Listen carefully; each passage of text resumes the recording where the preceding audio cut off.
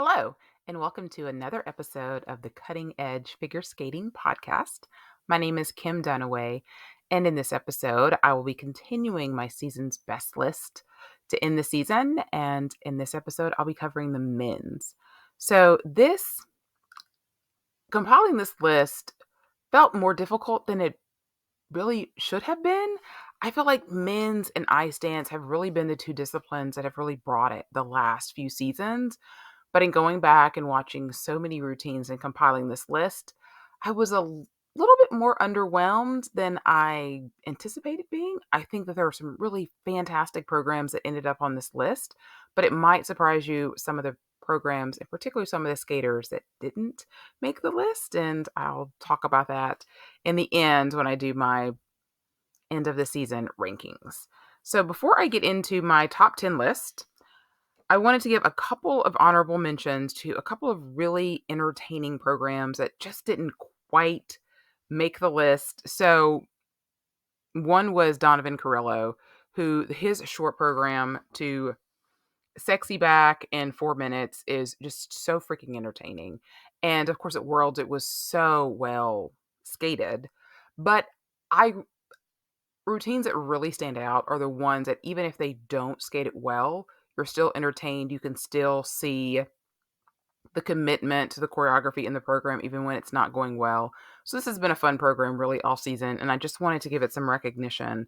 I'm also going to throw in there too Jimmy Ma, and this is his first free skate of the year because at U.S. Nationals he debuted a different free skate to Phantom of the Opera, which I also liked, but I really did enjoy the free skate that he had to Lacrimosa and The Age of Heroes.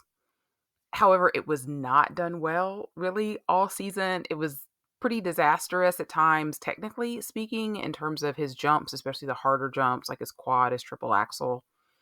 But the commitment to the choreography was still there, super dramatic. I mean, I think if there's a theme for my top 10 in general, it's drama. A lot of really dramatic pieces of music that I chose for my top 10. But I really enjoyed this program from Jimmy Ma, even though it was never skated particularly cleanly. It was so much fun, such great moments, and the last part of it is really good. I think in general, if I were to say something like a reason that a program did not end up on my list, and this is totally my opinion, right? There's so many really great footwork sequences among the men. And so it really sells the program. But if you go back and watch the program, it feels a little bit empty. I felt like with a lot of the men's routines that didn't make my list as much this season, or maybe it was poor music choice or something like that. But with these two programs here that get honorable mention, still just super entertaining whether they performed it well or not. All right, so let's get into my top 10 list. So at number 10, I have Alexander Selevko of Estonia, and I chose his free skate to Ad Martem. I know a lot of people love the short program to the Mummy's Curse, I think it is. And I really enjoyed it too. I think it's really fun. But there's just something about the music and the drama in this program that just really sells me. So if I'm this one just is like slightly ahead of the short program. I really think he's got a lot of cool moves in this program. I think he's got a really fun footwork sequence. But for me, again, it's the music that really sells it. And he does have like this slow part in the middle, but the beginning and the end just so dramatic, really great commitment. There's this part at the end where he's like, sliding with his head back, and it's just totally like out of 10 at times in this particular performance. And so obviously it was best performed at Europeans on his way to the silver medal there. So this is my number 10 program.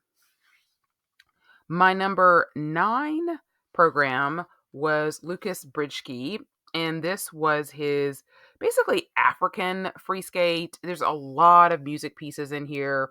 The Rainmaker by Hans Zimmer, Enduring Hope by Daniel Dushely, not exactly sure how to pronounce that, and Corpus Rex by Safri Duo. So a lot of really interesting pieces of music, they just go together so, so well. And again, this might be somewhat surprising for people because he also has a very entertaining short program. I love his short program too. I'm in the Mood for Love by John Lee Hooker and Superstition by Stevie Wonder. I love the costume change that he does. He's dancing. It's gets the crowd into it. It's super fun. But the African program for me, just every time I watch it, it just moves me. I love his commitment to it. I know it makes some people uncomfortable that he chose to do like a kente cloth, but for me, like if a skater or skaters, if it's a pair or an ice dance team, if they're inspired enough to really like do their homework, to do the piece justice, then like I'm all for it. Like I didn't love like the boning that like Vladimir Levinsev had in his Lion King performance. I thought that just was like too much. Like it just sort of was like I never throw out cultural appropriations, but if I didn't love that, but like Lucas's choice of a shirt in this program does not bother me at all, and I feel like he does the music justice. And I really love his commitment just to the whole program. And I love his second triple axel. It's just really, really great with the music. I think the footwork sequence is really cool. I love the sliding movement he does at the end of the choreo sequence. I mean, I think you could sort of take that out and put it in like the Lion King, and it would also work in that kind of music as well too. I just really, really love this program, and it's one that I would want to go back and watch like again and again. And so it is number 9 on my list this season. Number 8 is Jason Brown. And again, this might be somewhat surprising because if you listen to my season's best list from last season, Jason Brown was not just number 1, he was also number 2. Both of his programs made my top 10 list, and they were 1 and 2. His Free Skate to the Impossible Dream, which he redid this year, was number 1, and then his short program to Melancholy was number 2. So he had 2 really fantastic programs last season. So it was going to be tough to sort of reach that same level this year. And I do like the short program that he did this year, just not as much as I liked Melancholy last year. And of course, definitely not as much as I like Centerman 2 and 3 years ago. So it's still just really classic Jason. Spins are incredible. Yeah, I think the footwork is so intricate. It looks difficult, like something like no one else really could do, which again, I think is a mark of a really good program when it's so well matched to your skill level and your skill set. And the music for me is just okay. I think he has this presence and this command that just really works for it. And obviously, I still liked it. It's still, for me, one of the top 10 programs of the season. It's just, I'm just not as high on it as I have been with some of his other programs in the past. And that's totally fine because he has had some really amazing programs. All right. Number 7 is another U.S. skater, and this is Andrew Torgashev, and this is his short program to Chomei. I think that was the artist. Maybe that's not the name of the music, but this to me is like a good example of a program where we don't have to wait until the end for the choreography. And you know the kind of programs I'm talking about. They go, they get their jumps out of the way, and then, 3 minutes into their free skate, they can perform. 2 minutes into their 2 minutes and 40-second short program, they perform. And that's just not enough for me when I'm thinking about memorable programs that I want to watch again, that maybe feel something, that maybe want to get out of my seat. And so this program, I felt like the bones were there at the beginning of the season. Andrew really struggled with an injury most of the season, and so his quad was just not working. But at nationals and at Four Continents, he just nixed the quad and just did triples, and it really, really made this program shine. Even though it stood out at Skate America and earlier in the season when he did it, really his best performances were much later in the season. But I love that the choreography is just really peppered throughout. He has really nice different positions in his spins. He looks at times like he's just really feeling the music, and it's not just in his footwork sequence, and that's the case. It's a lot of the in-between movements. I really love that all 3 of his spins are spread out. So many times we see in programs, and it's a personal choice. Sometimes people get really, really turned around doing spins, and so they save them to the end of the program. But I really love when a skater can put a spin here, do a footwork sequence, do a spin, do a jump, where they're just not all grouped together, where it just feels like an element fest. Here in this program, everything flows together really, really nicely. There's a lot of emotion in his footwork sequence. It's not just a lot of really cool steps. There's like actually, he's like bringing something else to it. He's just running in there and they're sliding, and just everything just feels really purposeful. And so I think this is such a fantastic vehicle for him. And I hope that he can sort of take elements of this and we can be able to see that in other pieces that he creates in the future, because I think that it could really, especially if he can get his jumps together, get himself, healed and healthy. He could, with some consistency, do some real damage in the US, which is desperately looking for a third man. All right. Number 6 here is Denis Vasiliev of Latvia, and I chose his new free skate to The Lion King. So obviously most of the season he was doing a free skate to like a jazz piece of music, and I think all season a lot of us skating fans just felt like didn't feel like it was really Denis. It was like very heavily influenced by Stefan. And his short program to Hallelujah is great, but we've heard Hallelujah so many times, it's hard to get excited even for a Denis program, right? To Hallelujah. And so, and he was just obsessed with this quad Salchow in the short program all season. And I just felt like it ruined a lot of his performances. And at Worlds, he took this exhibition program, repurposed it, and it was really fantastic. So the music is from like the Lion King live action movie, which obviously has a lot of beats from the animated movie. But he does a really good job of really using some of the swells on the music. For instance, there's his second triple axel is like right as the music is transitioning into the King of Pride Rock, which is a really powerful piece of music from the soundtrack. And there's also like at the end, he does like this really great spread eagle, like right on the music. This program just feels like Denis. He's like actually able to really perform, to show off some of those really awesome spins. His choreo sequence is so well done because for so many people, it's like just a throwaway.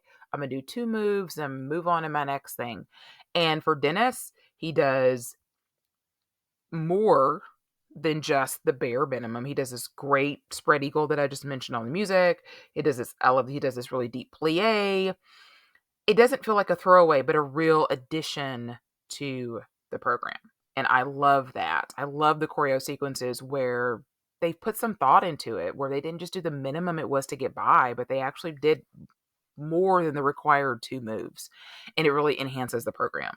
And so the only downside to this is that we didn't get to see it more than just the one time. So I don't think coming out of Worlds that he was thinking of using this next season. Like I said, it was an exhibition program, which Denis has great exhibition pieces. But I'm so glad that he did it, and it was well performed when it was, and ended up on my top 10 list, just right outside of the top 5. So on to the top 5 we go. And at number 5 is a repeat person from last season. Cal Mura's free skate was also on my list last year for his Beauty and the Beast free skate. And so this year, the Attack of the Titan was the theme for this one, some kind of Japanese anime series, or is it a movie? Not really sure. Music is fantastic. I mentioned on the podcast, I first saw this at Dreams on Ice in the summer, and I was like, okay, this is starting off as my favorite routine all season. Everybody's got to beat this. So obviously 4 routines did because it's number 5, but it's such a fantastic vehicle for his like chaotic energy and his speed. It just really sets the tone from the very first beat of the music. He's pretty expressive to be as young as he is. I think he's just 17. And a lot of times men tend to develop their artistry a little bit later. And Cal really off the bat has been very strong. Obviously, he's still got ways to go, right? He's still a bit unrefined in certain areas, but he is a very good performer. unfortunately, I don't think this was ever really skated cleanly. The best performance of it I can think of is probably Skate Canada. Maybe when he just narrowly lost to Soto Yamamoto. He did win a Grand Prix in the second. I can't think of if that free skate was a little bit stronger, but there was always a mistake in there somewhere. And it was always in a different place, but usually like in the first part when he's trying to go for this, a quad loop, or he has this kind of insane speed at times, and it's like he just like a little bit too much. And I feel like all the elements are there, and I feel like we've seen all the technical elements at different times and different programs, because like I said, it's not always the same thing that he struggles with. But even so, even when things have gone awry, the program has still been so enjoyable and entertaining to watch. He has slow music in the middle, just like everybody else does, but it does feel like it's part of the story and it's not just like a smoke break. And when it picks up again, like the music really builds. He's one of these that's ended like right in front of the judges, but he's one that didn't bother me that when he does that. So just super, super, super fun. Great piece of music. I really enjoyed this program all season. I just wish he could have skated it cleanly just once. All right. And number 4 is Ilya Malinin, and this was his free skate to Succession. So this is another one. A lot of people probably prefer the short program to Malaguena, which I think it was a great vehicle for him. It was a perfectly fine program. But how many Malaguena programs have we seen and heard over the years? And is this really one of the best Malaguena programs that we've seen? Oh, not really. But the free skate, how many free skates have we seen to Succession? Crickets, right? Like I've never even heard of this music. I've obviously heard of the show. I know nothing about it, but the music was incredible enough that at some point in the season, I downloaded some of the songs because it just has this really great like build to it.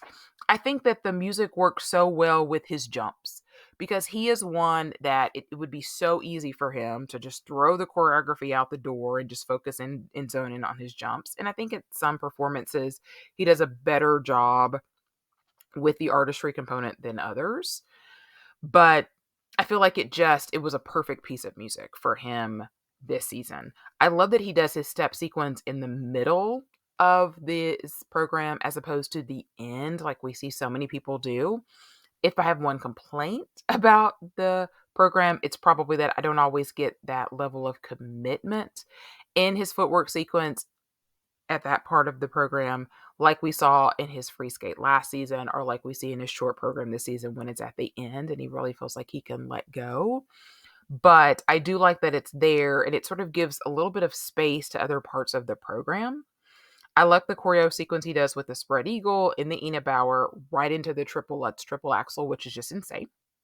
The final bit of choreography that he does is like, it's not even an element, which I love. I mean, like the raspberry and like the crazy, at the end, it's just like freebie. It's just like there for us fans to just enjoy and just to really help to sell the program. But that's not his choreo sequence. He's already done that. I love the headless scratch spin that he does at the end. So the whole thing just really for me works. I preferred the first costume that he had versus the second one. I guess the second one was more like the show. I don't know. But again, that's a nitpicky type of thing. It's an incredible program. And of course, at Worlds was when it was performed to its absolute best. Okay, on to the top 3. And in my opinion, like once we get to the top 3, those routines always seem to be kind of on another level. And so number 3 for me is Yuma Kageyama's free skate to Rain in My Black Eyes, which I have been gushing over all season. It's definitely been one of my favorites. I know a lot of people are super sick of this piece of music because a lot of skaters have used it at pretty much at every single level, right? We've seen it with the ladies. We've seen it with pairs. It started with dance, right? With Papadakis and Cizeron. It's just incredible piece of music, and I get why everybody likes it. I'm not at the point yet where I'm so sick of it, especially when it's done really well. And I also think we haven't seen it quite as much as we saw it last season. So that helped a little bit too. And it's Yuma. Like, he's so cute. You just want to put him in your pocket, And so anything he does, you're like, yes, of course. So this particular program, I think that he takes time in between a lot of those early elements to really connect with the music because, of course, the music naturally, the piece of music itself is several minutes long. It's maybe like 8 to 10 minutes long. And so obviously it's when you're putting it into a 4-minute piece, you're taking out some of those bits of music, but pretty much everybody kind of starts with the same similar cut of music with that slow piano sort of beginning and sort of ending with that, big piano at the end. And so if you just watch his arm movements in this program, he's so expressive with his arms. My only real complaint is his choreo sequence. I think he does a lovely in a Bauer. I just think it could be a little bit fuller. They could add more to it, kind of like we see with Dennis, or like we'll see in a program I haven't yet discussed. I love his last footwork sequence. It is really one of my favorites. He just really gets into it. It almost looks like he's like a music conductor, like as he's going, like right before his final spins, like he goes in this deep plie. It's just like right on the music. I wish it went a little bit longer, but it's just perfect. And he ends just right on the music too. And it's just a really fantastic program. It really showcases him fantastically well. And it made it into my top 3. So, what 2 programs were better than this, right? Well, one is his Japanese teammate. So, my number 2 program is Shoma Uno, and I selected his short program to I Love You Kung Fu in Claire de Lune. And it starts with the Love You Kung Fu, which sort of sets this interesting sort of tone. And then all of a sudden it switches to like that subtleness of the Claire de Lune music. And then when it transitions back to Love You Kung Fu, like after his triple axel, it just sort of gives the program a bit more texture. I think in the subtleness of the Claire de Lune, you can really see that absolutely nobody matches his skating skills. Like just every finger, like everything has its own position, its own place, nothing's thrown away, everything is handled with care. It's just a masterclass in skating skills and musicality. And it ends just as beautiful as it starts. And it was performed well, really, most of the season, but I think at Worlds was really where it shined. And especially, he was really emotional after it. And I think there was a bit of that emotion in the performance because I think if there's any type of criticism that you could give to Shoma at times is that we don't see that emotion from him as much, and I think that that's probably done on purpose, because some skaters, if they're too emotional, it affects them, but if they're devoid of emotion, they come off a little cold at times, and I just feel like he just hit like he just nailed exactly what he needed to in this particular program. All right, so that just leaves one. So the number 1 program this season for me was Kevin Amos, and this was his free skate to Bolero. So first of all, you have to understand with me, I hate Bolero, okay? There has not been a single Bolero piece that I have liked. Not one. I was too young when Torval and Dean made theirs famous. Yes, I've seen it. No, I was not moved. Don't at me. Don't cancel me. Okay, I didn't love Michelle Kwan's Bolero, Carolina Costner Bolero. There are no Boleros that I have liked. Not a single one. Mostly because I just don't like the music. It's so one note and boring to me. And if someone uses Bolero, I'm like, okay, just use it for your short program. It's shorter. Like Tarasov and Morozov did Bolero too one year. I remember that too. I didn't hate it, but I definitely didn't love it. So, but most time people use it for their free skates, which is like, it's just 4 minutes of just like, oh. And when Shoma Uno used some kind of like techno bolero a couple years ago, didn't love that either. Like, I just don't like bolero programs. So Kevin Amos did the unthinkable and made me like a bolero program. And not only did it make my season's best list, it is number 1 because it is absolutely unmatched. First of all, Kevin is an incredible performer when he wants to be. Okay. Obviously, this program was best performed in the beginning of the season. The end of the season was rough, but everything works. Let's start with his costume. So he's got the deep V-neck, the red gloves.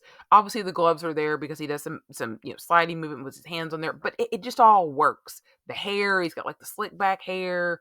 So many great moments in this program. He's got awesome transitions into jumps, like the shoot the duck move he does into the triple axel, double axel combo. There's just this overall just dramatic flair. The footwork sequence, kind of like Ilya, in the middle of the program.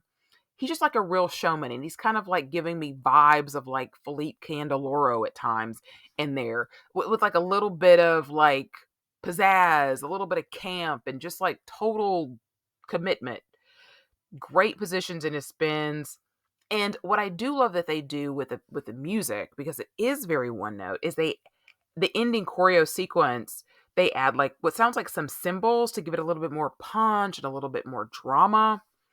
But that ending choreography sequence is it's just absolute perfection. And Headskate America, he got straight fives on that, with the highest choreography sequence that I could remember seeing. It's happened a couple of other times. But super incredible, because like I've said, people tend to just kind of like throw that away completely, and it just totally added to the program, totally sold it. Again, the commitment was just absolutely there. You could not say that he did not give everything to this program when he was at his best, especially at Skate America when I felt like it was at its best. So incredible. And for me, that was the number one program in the men's discipline this season. So, as we put a bow on the men's discipline to end the season, let me rank what I feel like were the top 10 skaters this season.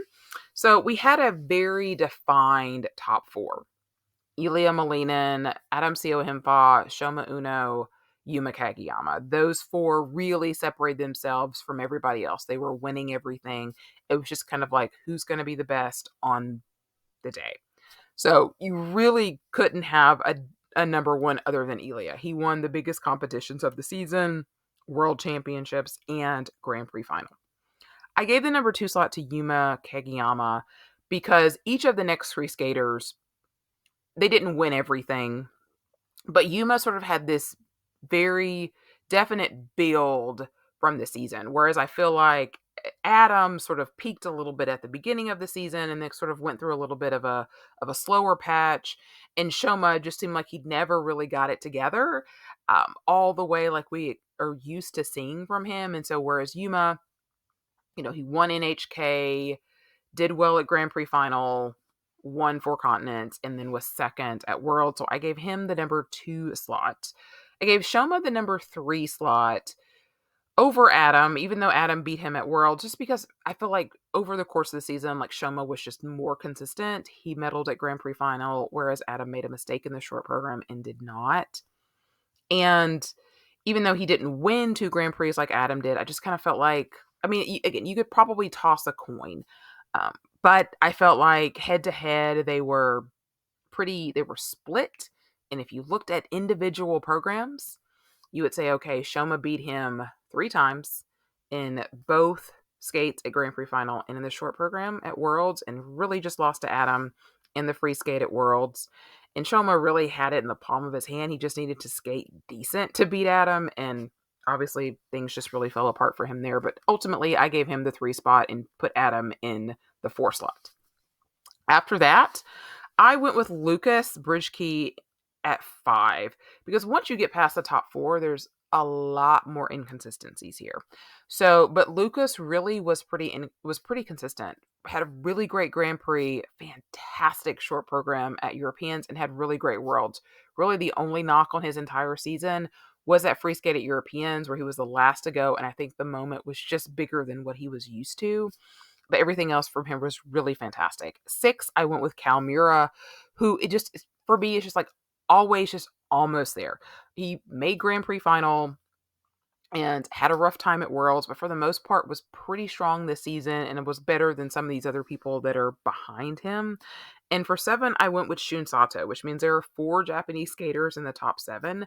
Shun is somebody who just was it's just kind of unfortunate, right? I mean, he medaled at both of his Grand Prix. He medaled at 4 continents. It's just unfortunate for him. He has 2 world medalists and a really, really strong junior world champion phenom skater ahead of him, but he's just like right there. And he had 2 really good programs. I mean, his short program to Libertango was good, but his free skate I thought was really, really good for him. The 4 seasons, it's one of the routines that I watched when I was compiling this list.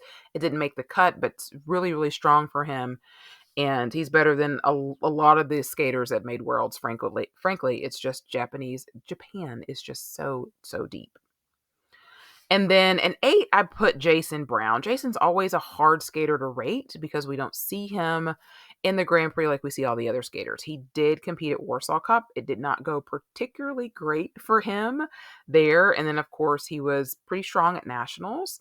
And then, of course, he was 5th in the world again. So he's got to go in this list. We just haven't seen him against some of these other skaters that are around him. But I think that that's a fair slot.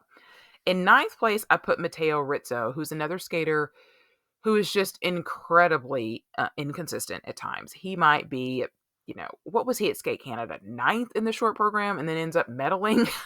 So it's just like we don't often get a competition where Matteo skates well in both programs. And he had the hip injury also. And so he put together really a miraculous performance at Europeans to get on the podium there for the 2nd year in a row, and then had a hip surgery and was not at Worlds. But I think from what we saw of him this season, he was definitely worthy to be in the top 10. And so I have him at 9. Number 10 was definitely a bit of a struggle for me. I think there were some different contenders. Ultimately, I went with Sota Yamamoto, who, again, super inconsistent. He won Skate Canada, and it was like, oh, okay, is he going to make Grand Prix final? Then he was like 5th or 6th in his next Grand Prix, and then not his best at 4 continents. When he's at his best, he's a skater that could be in the top 6 in the world, but he's just not as consistent. And so, again, he's sort of in a place with a lot of other skaters that aren't as consistent. But, with the way Kevin Amos fell off at the end of the season, you have skaters like, Frangipani and none of the other American men. I mean, nobody else is really, to me, in the conversation like Soto is, and didn't have any kind of success like Soto did. I mean, like I said, he did win a Grand Prix medal, and he did well enough at Japanese Nationals to get a nod to go to 4 continents. So he just made the cut to end the season in my top 10. So that is it for the men. As always, thank you guys so much for listening to the podcast. I have one more season's best list that you can look for by the end of the month, and that will be the ladies. I'll most likely be taking the month of May off to take a little break from podcasting in the little downtime where there's not a lot going on. I will have some off-season content like I did last season, so I will be doing a couple of career look backs. And so I'll announce those in my next episode. And so be looking for that. If you're listening on YouTube, definitely like or subscribe to the channel. And if you're listening on your podcatcher, you can leave a review. That's always helpful and helps other people be able to find the podcast. You can send me a line at thecuttingedgepod@gmail.com. And you can also find me on all the socials at Ice Skate Podcast. Hope you have a great rest of your week.